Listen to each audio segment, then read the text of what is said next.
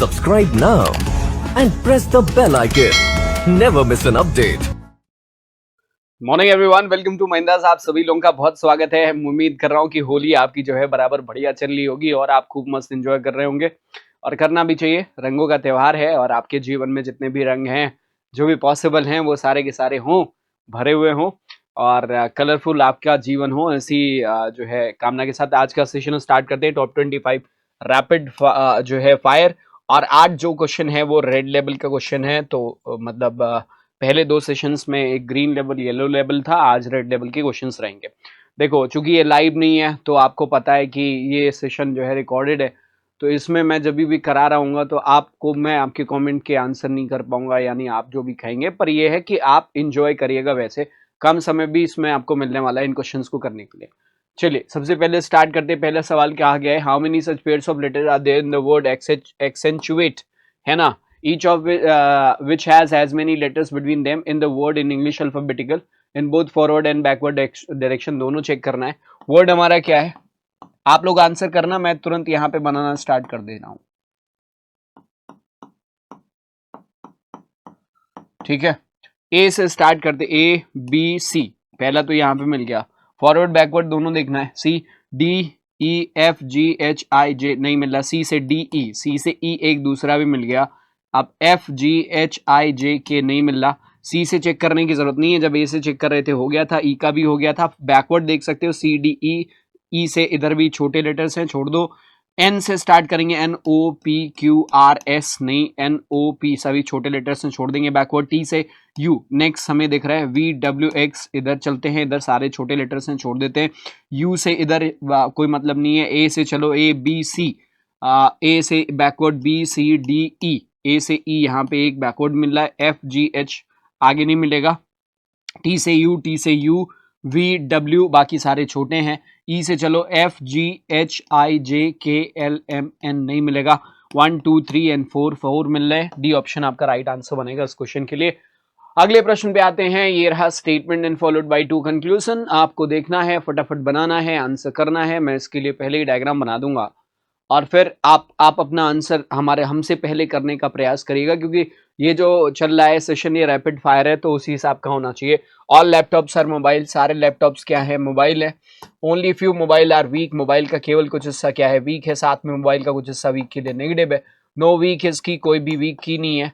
तो इस तरीके से कुछ बनेगा। पहले कंक्लूजन की तरफ आए, सब मोबाइल आर नॉट की, कुछ मोबाइल का हिस्सा की नहीं है, बिल्कुल सही हो जाएगा। कैसे, मोबाइल का कुछ हिस्सा वीक के साथ संपर्क में, और वीक नेगेटिव है किसके लिए, की के लिए। यानी मोबाइल का जो हिस्सा वीक के संपर्क में रहेगा ये हमेशा नेगेटिव रहेगा की के लिए, तो सम नॉट बिल्कुल सही हो जाएगा। नो लैपटॉप आर की, कोई भी लैपटॉप की नहीं है। लैपटॉप और की के बीच में वैसे कोई रिलेशन बताया ही नहीं गया है, अनइन्फॉर्म्ड है। तो जब कुछ नहीं बताया गया होता है तो डेफिनेट वाले कंक्लूजन जो है वो गलत हो जाते हैं, पॉसिबिलिटी वाले होते तो सही होते। ये डेफिनेट वाला है, यहाँ कहीं पॉसिबिलिटी नहीं लगा हुआ, तो गलत हो गया। केवल पहला होगा, first option A right answer बनेगा। नेक्स्ट क्वेश्चन नंबर 3 आपके सामने। Only few red is white, केवल कुछ रेड का हिस्सा व्हाइट है। Some white are black, all black is green and followed by two conclusion. फटाफट बनाइए, मुझसे पहले आंसर करने का प्रयास आपको करना है, यानी आप हमसे तेज आंसर करेंगे तब तो बात बनेगी। Only few red is white, red का केवल कुछ हिस्सा व्हाइट के साथ संपर्क में है, तो कुछ हिस्सा रेड का व्हाइट के लिए नेगेटिव भी बनेगा। And some white is black, white का कुछ हिस्सा ब्लैक है, पूरा ब्लैक क्या है, ग्रीन है। कुछ इस तरीके से आप बनाओगे। पहला कंक्लूजन चेक करो, some red is not white, red का कुछ हिस्सा व्हाइट नहीं है। भाई only a few red is white लिखा हुआ था, ओनली अ फ्यू का मतलब सम नॉट ही होता है, पहला सही हो गया। सम ग्रीन आर रेड, कुछ ग्रीन रेड है, ग्रीन किधर है, ये है, और रेड के साथ क्या है, संपर्क में दिख रहे, सामने नहीं दिख रहा। कोई भी कंक्लूजन जो सामने डायग्राम में गलत दिख जाए तो समझ जाओ वो गलत हो जाएगा। नीदर सॉरी, केवल पहला वाला कंक्लूजन फॉलो कर रहा है। Option B is to be the correct answer which says only first conclusion follows. Next question की तरफ आते हैं। अगला सवाल है, ये बनाइएगा। आपको स्टेटमेंट्स दिए गए हैं 3 और 3 कंक्लूजन भी यहाँ पे दिए गए हैं। चेक करेंगे फटाफट सारे लोग। हमसे पहले आपको बनाना है, मैं थोड़ा सा समय इस बात करने में देता हूँ आपको, और फिर मैं डायग्राम बनाऊंगा और फिर उसके बाद मैं सीधा कंक्लूजन पे आ जाऊंगा। तब तक आपका आंसर आना चाहिए, यानी हमसे पहले आना चाहिए।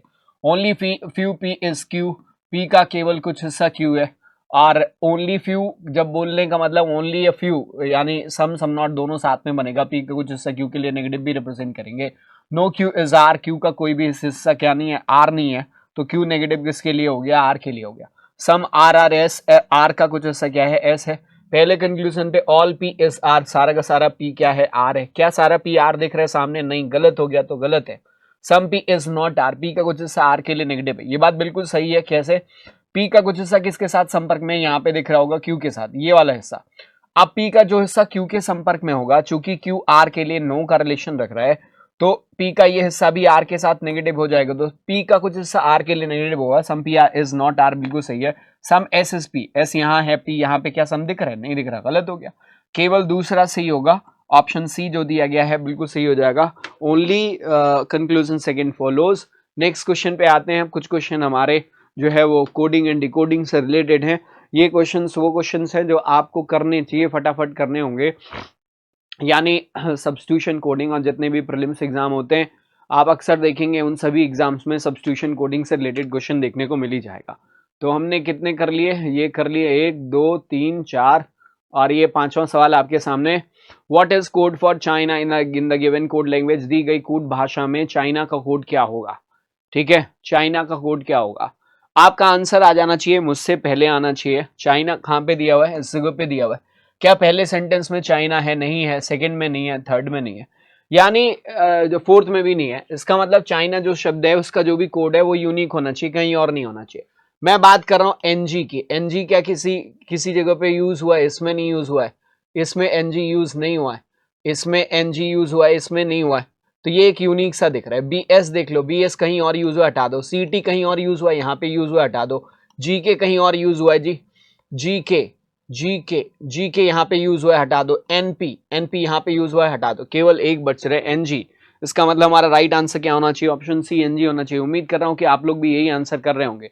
अगले प्रश्न की तरफ आते हैं। अगला सवाल है, what can be possible code for biggest? Biggest के लिए संभव कोड कौन सा? पॉसिबल कोड पूछ रहा है, ठीक है। हो सकता है, पॉसिबल है, मतलब दो अगर मिल जाए उसमें से कोई एक विकल्प में दिया होगा तो उसको भी आंसर मार्क कर देंगे, ठीक है, क्योंकि पॉसिबल कोड पूछा है। बिगेस्ट के लिए पूछा है। बिगेस्ट वर्ड आपका यहाँ पे, क्या ये वर्ड कहीं और कॉमन दिख रहा है? यहाँ पे दिख रहा है।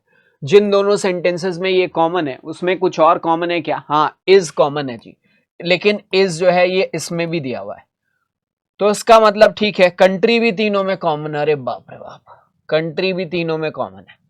अब बिगेस्ट और कंट्री ये तीनों में कॉमन है, मतलब इसमें भी है और इसमें भी है। ओके, फर्स्ट और सेकंड में कंट्री इसमें भी दिया हुआ है। फिर उसके बाद बिगेस्ट के अलावा इंडिया इज, ठीक है, नहीं, कंट्री कॉमन हो गया, द कॉमन हो गया, इन दोनों में द भी कॉमन है ना। इस तो चलो ठीक है, द भी कॉमन है, द बिगेस्ट। अब हमें ऐसे दो कोड ढूंढने हैं जो केवल इन दोनों में हो, है ना, और वो द और बिगेस्ट के लिए होंगे, क्योंकि बाकी जैसे इज का कोड इसमें भी मिल जाएगा, कंट्री का कोड इसमें भी मिल जाएगा, तो ऐसा जो तीनों में ना हो। तो जैसे ए के की बात करें, ए के इसमें है, इसमें क्या ए के है? नहीं है। बी एस इसमें है, पर क्या बी एस इसमें भी है? हाँ, तो ये हटा दो, ये नहीं हो पाएगा, बी एस नहीं होगा।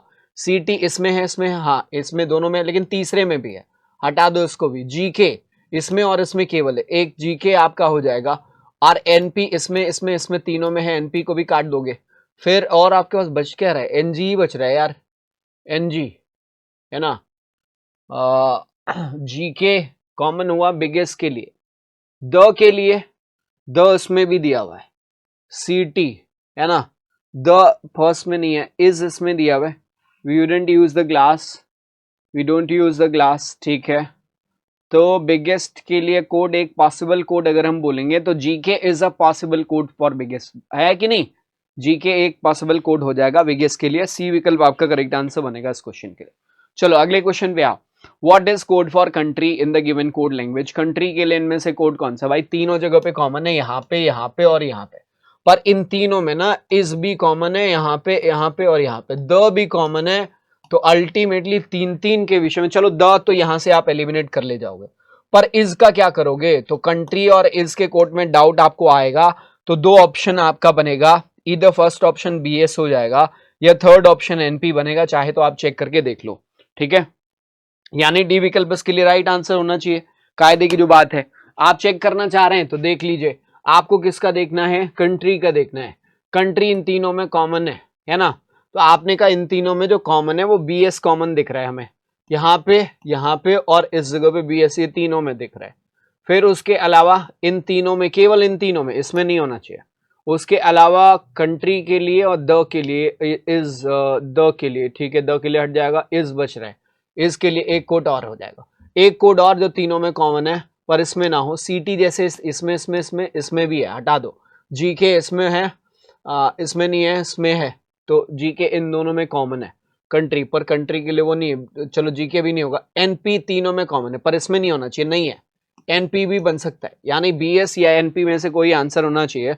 और इसके लिए ए या सी, यानी यहाँ पे विकल्प ए या फिर विकल्प सी, डी ऑप्शन आपका राइट आंसर के रूप में होना चाहिए। बराबर है, सबको समझ में आ रहा है? Can we have the next one? चलो अगला सवाल है।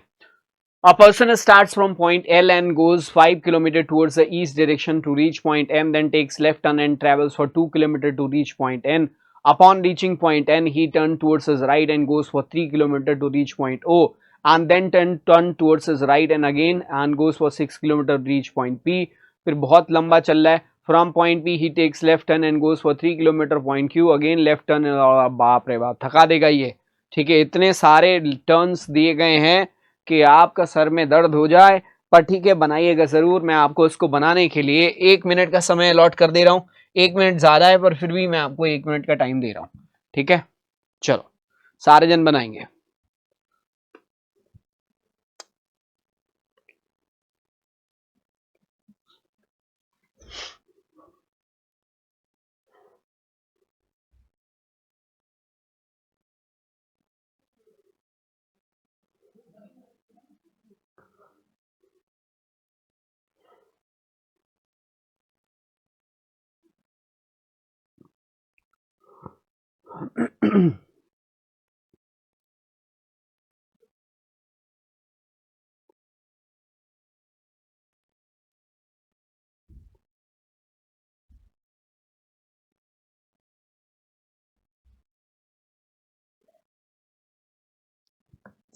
चलें भाई, डन हो गया, सभी लोगों का कंप्लीट है।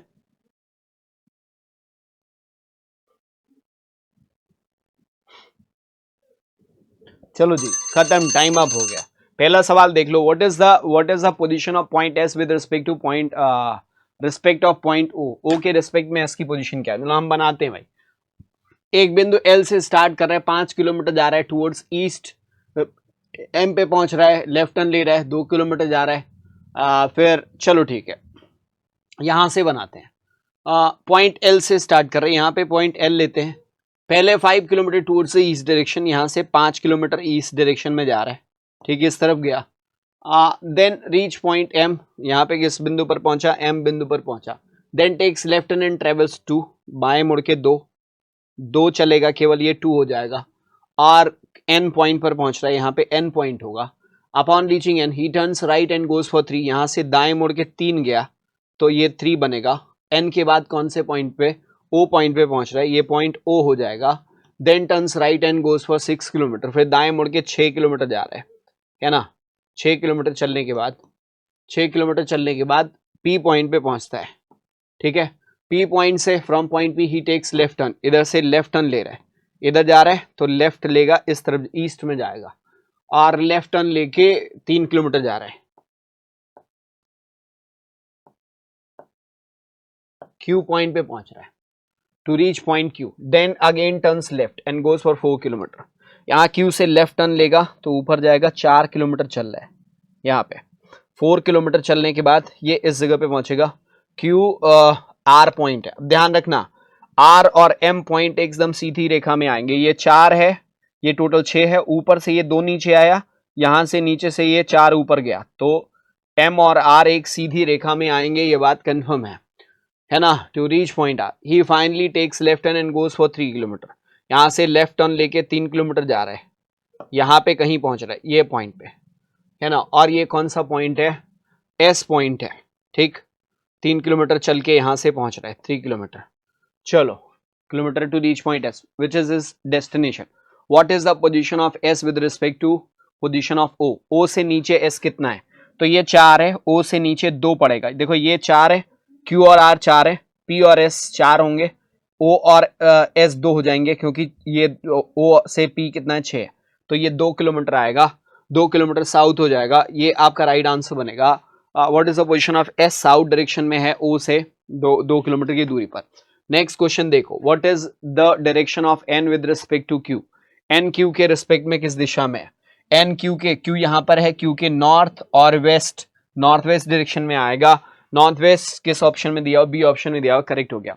What is the shortest distance between the starting and finishing point, जो न्यूनतम दूरी है स्टार्टिंग और फिनिशिंग पॉइंट के बीच में, ये सब सीधी रेखा में आ रहे हैं, तो ये कितना है 5 है, और ये कितना रहेगा 3 रहेगा, तो ये एस वाला फाइनल पॉइंट है, तो ये 3 है, तो ये भी 3 हो जाएगा, 5 ये 5 3 8 आएगा, और स्टार्ट और फिनिशिंग पॉइंट के बीच की दूरी जो है 8 किलोमीटर आएगी, ऑप्शन 5 में दिया हुआ है, करेक्ट हो जाएगा। Next question, 10 people PQRST UVWXY are living in a 5-story building, such a ground floor is number 1 and above is 2 and floor, देखो इसमें फ्लोर्स भी हैं और फ्लैट्स भी दिए गए हैं। ये आज की क्लास के लिए जो है ये बढ़िया सवाल है, इसके लिए मैं टाइमर आपको लगाऊंगा, 2 मिनट का समय दूंगा इसको बनाने के लिए, ठीक है, या 1.5 ले लो यार, फिर मैं साथ में आपके बनाना स्टार्ट कर दूंगा, ठीक है। चलो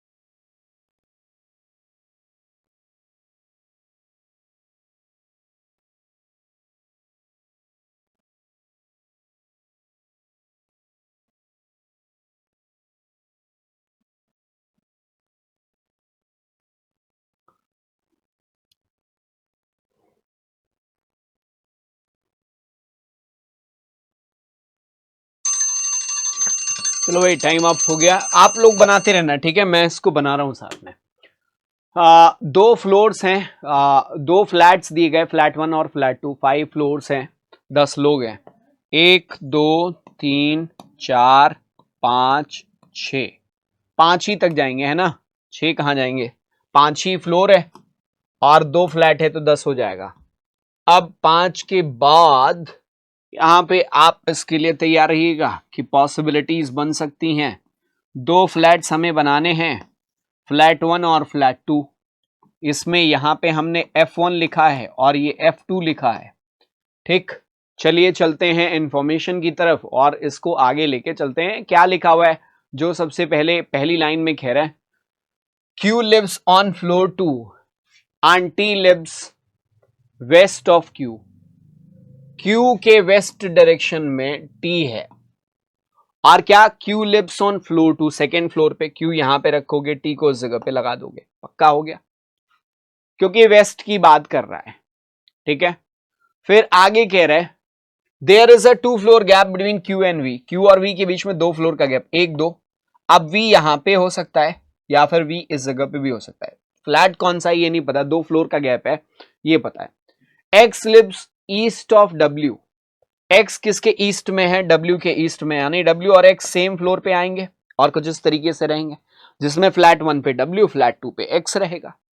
X lives east of W, X W के ईस्ट में, V does not live on the same flat number as W, V इसका मतलब ये हुआ कि W पक्का है फ्लैट 1 पे आएगा और V का फ्लैट W के समान नहीं होना चाहिए, तो V यहां से कैंसिल, इसका मतलब V यहां पे पास हो गया, यहां पे V होना चाहिए, पक्की बात है, ठीक है। फिर क्या लिखा हुआ है, X live, V does not live on the same flat number as W, there are 2 floors gap between S and U, S और U के बीच में कितने का गैप है, 2 फ्लोर का गैप है, और S और U के बीच में 2 फ्लोर का गैप यहां से तो बनना संभव ही नहीं है, इसी जगह से बनेगा, S oblique U, U oblique S ऐसे, और यहाँ पे S ऑब्लिक U लिख लो और इस जगह पे U ऑब्लिक S लिख लीजिए, क्योंकि इन्हीं चार जगहों में से कहीं ये बनना सुनिश्चित है X और U का, ठीक है, लेकिन है यहीं पे होगा। अब अगर ये फिक्स कर पाते हैं तो W को यहीं पे रखना होगा और X को आपको इसी जगह पे रखना होगा, कंफर्म है, क्योंकि दोनों स्थान खाली कहीं और जगह पे मिलेगा नहीं, यहीं पे खाली है। इस वाले में V इंगेज है, इसमें S या U में से कोई इन दोनों में से फ्लैट पे आ जाएगा, ठीक है। फिर अब अगले पे आते हैं जिसमें कहा गया P lives west of S, S के वेस्ट डायरेक्शन में P रह रहे, ठीक है। इसका मतलब S जो है वो फ्लैट 2 पे है, ये बात भी सुनिश्चित हो गई क्योंकि P उसके वेस्ट डायरेक्शन में है। अब S फ्लैट 2 पे है तो यहां S हो सकता है, इस जगह पे S हो नहीं सकता, यहां पे S हो सकता है, इस जगह पे S हो नहीं सकता, तो S यहां होगा, U यहां होगा, या S यहां होगा, U यहां होगा, इन्हीं विकल्पों में से कहीं जो है वो बात बनने वाली है। फिर आगे देखो, but does not live on the ground floor, देखो P lives west of S but does not live ground floor, P S के वेस्ट में है तो S के वेस्ट में P को, इसका मतलब यहां पे, और ग्राउंड फ्लोर पे नहीं है तो इस जगह पे S फिक्स हो गया। S यदि यहां फिक्स हो गया तो अब S यहां से कैंसिल कर दो, फिर U यहां पे भी हो सकता है और U इस जगह पे भी, दोनों ही जगहों पे U पॉसिबल है, ध्यान रखना, ठीक है। अगली लाइन में कह रहे हैं Y lives above R, Y and R lives in same flat, Y और R का फ्लैट सेम है तो दो स्थान सेम फ्लैट पे यहीं पे खाली मिलेगा। अगर हम U को यहां ना रखें तो U यहां रख दें तो इसका मतलब क्या हुआ, Y lives above R, Y ऊपर आ जाएगा और R इस जगह पे होगा और U यकीनन इसी जगह पे आएगा और कोई विकल्प आपके पास बचता नहीं है। अब आ जाओ पहले क्वेश्चन पे, वो among the following lives on flat number 1 of floor number 3, third floor का फ्लैट 1, थर्ड फ्लोर का फ्लैट 1 किसके द्वारा ऑक्यूपाइड है, W के द्वारा, सी ऑप्शन राइट आंसर बनेगा। आई होप आप लोगों ने भी यही आंसर किया होगा।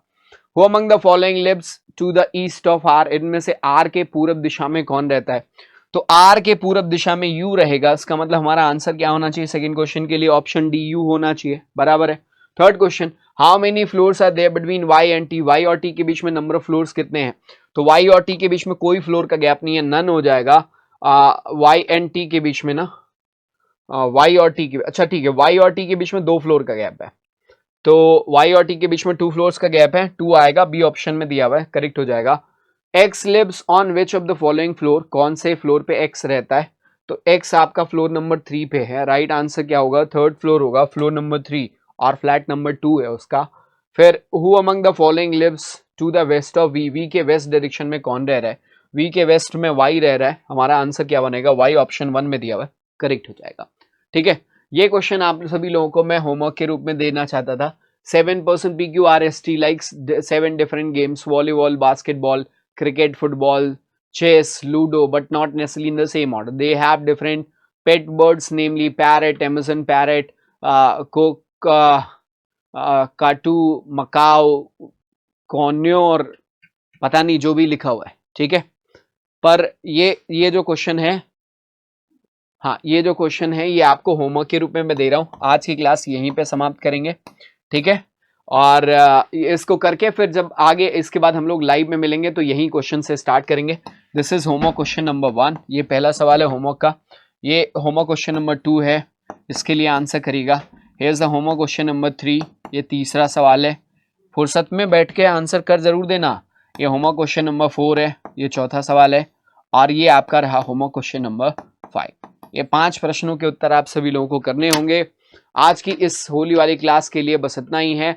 That's it for the day. I hope आप लोगों ने एंजॉय किया। Thank you so much. बड़ी बाय, टेक केयर। जाने से पहले लाइक और शेयर करना मत भूलिएगा। Thank you so much. मिलते हैं लाइव अगले सेशन में। Thank you, bye.